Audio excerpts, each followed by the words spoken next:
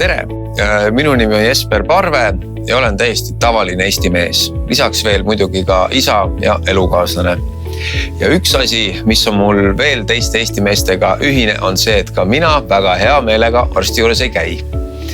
Kuid olen mõistnud läbi isaduse ja ka sellega, et ma olen elukaaslane, et ma enam ei vastuta ainult iseenda tervise ja heaolu eest, vaid kogu minu pere tervise eest ja heaolu eest.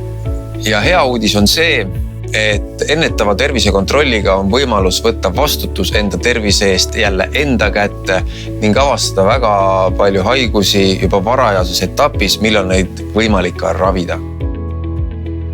Kui olete üldiselt terve mees või naine ja soovite oma tervist ennetuslikult kontrollida, on mõistlik alustada pere- ja laboriarstide poolt kokku pandud terviseriskipaketiga. Sellesse paketti on koondatud 16 erinevat analüüsi, mis aitavad hinnata organismi üldist tervislikku seisundit.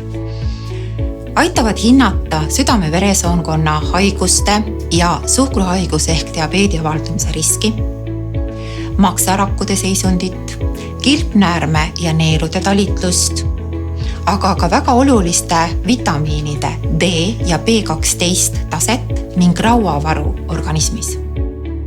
Kui sageli sellist tervisekontrolli teha, sõltub esmastest analüüsi tulemustest ja sellest, kas inimesel on mingi terviserisk olemas või mitte. Aga üldiselt soovitame oma tervist kontrollida iga paari aasta tagant. Ja kõigele lisaks valisin ma muidugi ka laboriarsti konsultatsiooni, sest et see on eriti hea võimalus aru saada täpsemalt kõikidest nendest numbritest, mis seal paberitel kirjas on. Muuseas, Synlabis ei pea isegi aega varasemalt kinni panema, et tulla veretesti andma. Nii et ole ka sina mees ja näita oma perele, et sa väga hoolid nendest ja soovid nendega veel pikalt koos kvaliteetset aega veeta. Nii et tule ja testi tervist!